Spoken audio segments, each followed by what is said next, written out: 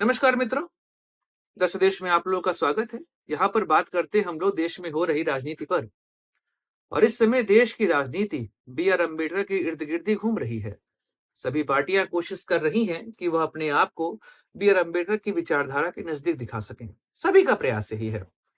इसी विषय पर चर्चा करना आवश्यक है। क्या जो पार्टियां इस समय अपने आप को बी आर अम्बेडकर के विचार के पास पा रही हैं, क्या वह सही में अम्बेडकर जी के विचारधारा का सम्मान करती हैं, या इसके पीछे है उनकी कोई राजनीति? इसी विषय पर करेंगे आज बात। नमस्कार दोस्तों, मैं सुधांशु, आप देख रहे हैं द स्वदेश।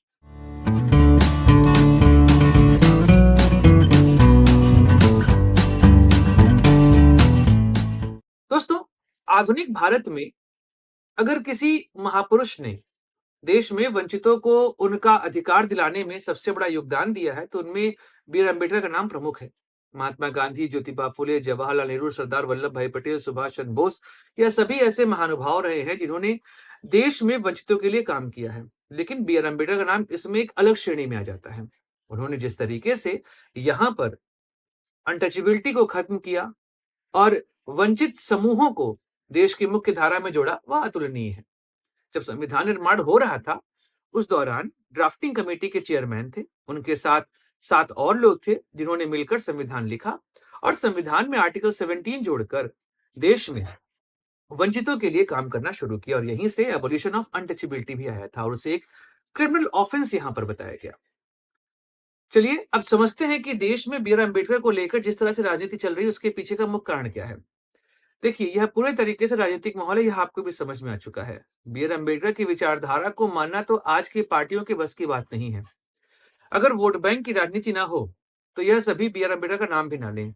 चाहे हम भाजपा की बात करें, कांग्रेस की बात करें, बीएसपी की बात करें, Samajwadi Party, RJD, JDU, Communist Party, Shivsena, TMC, जितना भी आप नाम ले लीजिए, यह सभी पार्टियां बी आर अम्बेडकर की विचारधारा के इर्द गिर्द भी नहीं है। खासकर बीजेपी और कांग्रेस, यह दोनों तो प्रयास भी ना करें कि यह बी आर अम्बेडकर की विचारधारा को मानते हैं। इन दोनों का मुख्य उद्देश्य है केवल देश में दलित राजनीति को अपने हित में साधना। चलिए समझते हैं देश में दलित राजनीति किस तरीके से हावी है और केवल उनको एक वोट बैंक के फॉर्म में इस समय यूज किया जा रहा है। और शायद इसीलिए बी आर अम्बेडकर पर इस समय जो देश की राजनीति गर्म है, उसके पीछे का मुख्य कारण यही बना हुआ है। देश की आबादी में लगभग 17% दलित आबादी है। अगर हम इसको करोड़ में देखें तो 21 करोड़ की आबादी इस समय दलित समूहों की है, जिसमें से 15 करोड़ रहते हैं गांव में और बाकी के 6 करोड़ रहते हैं शहर में। तब आप समझ सकते हैं कि देश में इस समय दलित आबादी एक महत्वपूर्ण वोट बैंक बना हुआ है। 2014 से 2024 तीन हम लोगों ने लोकसभा चुनाव देखे और इस चुनाव के दौरान दलित वोट किस तरीके से बटे और जो देश में 543 सीटों में 84 अनुसूचित जातियों के लिए सीट आरक्षित की गई है, उसमें बीजेपी और कांग्रेस के बीच में जिस तरीके से सीटों का निर्धारण हुआ, अगर 2014 में देखेंगे तो वहां पर बीजेपी को मिली थी 40 सीटें और कांग्रेस को मिली थी 7 सीटें।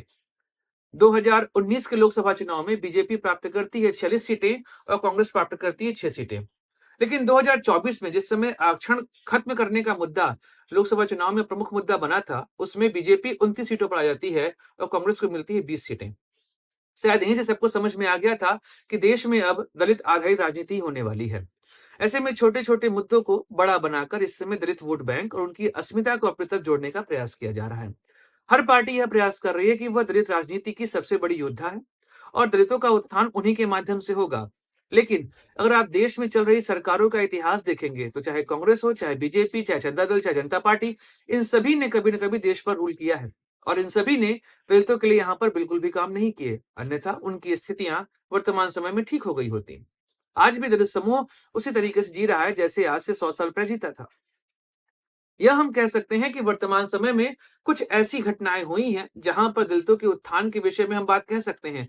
लेकिन अगर हम एक पूरे समग्र चीजों को देखेंगे तो हमको एक बात समझ में आएगी कि अभी भी देश में गरीबी रेखा के नीचे रहने वाली जनसंख्या में सबसे अधिक जो नंबर है वो दलितों के ही हैं।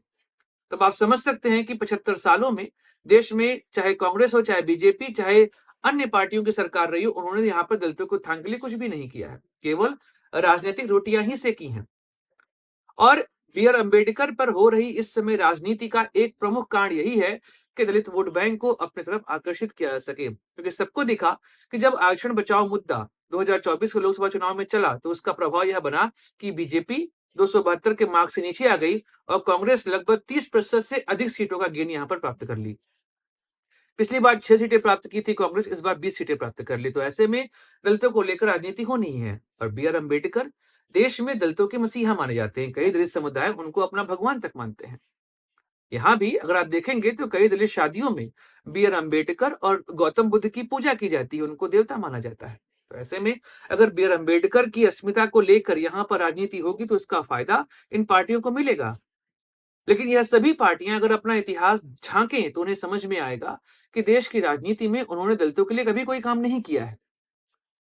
एक और चीज यहां पर समझ में आ रही है कि बी आर अम्बेडकर की विचारधारा को इस समय नकारने का मतलब है अपने आप को नॉन प्रोग्रेसिव दिखाना।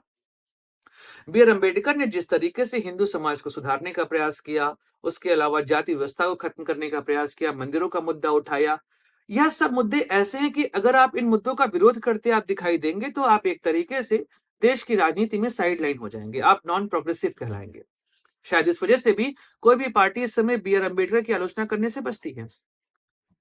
अगर कभी ऐसा हो कि देश में सभ्यता का नाश हो रहा हो तो भारत में केवल 3 चीजें दिखाई देंगी। पहला तो भगवान शिव का शिवलिंग, दूसरा महात्मा गांधी की मूर्तियां और तीसरा बी आर अम्बेडकर की मूर्तियां। इसके अलावा भारत की सभ्यता में कोई और चिन्ह नहीं बचेंगे। तो आप समझ सकते हैं कि देश की राजनीति में बी आर अम्बेडकर का स्थान है। इस समय संविधान निर्माताओं में उनका योगदान सबसे बड़ा रहा है और देश में दलितों के उत्थान के लिए जो उन्होंने काम किया और जिस तरीके से जाति व्यवस्था खत्म करी, इस चीज को ना कोई नकार सकता है और ना कोई इस बात को झुठला सकता है कि उन्होंने यहाँ पर कोई काम नहीं किया। लेकिन उनकी विचारधारा को मानना यह महत्वपूर्ण है, ना कि उनके नाम पर राजनीति करना। आम आदमी पार्टी, बीजेपी, कांग्रेस या जैसी राजनीति इस समय कर रहे हैं, वह साफ दर्शा रहा है कि वो दिखावा करना चाहते हैं और दलितों के उत्थान के लिए यहाँ पर उनको कोई काम नहीं करना है। तो इस बात को हमारी जनता को समझना पड़ेगा कि देश में नेताओं के चंगुल में ना फंसे। वह काम करें देश के लिए, वह काम करें समाज के लिए और एक दूसरे के साथ मिलजुल कर रहें। अन्यथा यह नेता तो प्रयास ही करते हैं, फूट डालो और राज करो। सरकारें किसी की भी हों, लेकिन उद्देश्य यही होता है। अंग्रेज चले गए पर अंग्रेजियत हमारे बुद्धि के अंदर डाल गए हैं। जनता अपने विवेक से काम करे, आपसी सामंजस्य बनाए रखे, एक साथ मिलजुल कर काम करे, अन्यथा यह लोग देश को तोड़कर ही मानेंगे। दोस्तों बाकी हम लोग बात करेंगे अगले वीडियो में, चर्चा करेंगे किसी और मुद्दे की। Like share subscribe the channel. जय हिंद, वंदे मातरम, भारत माता की जय।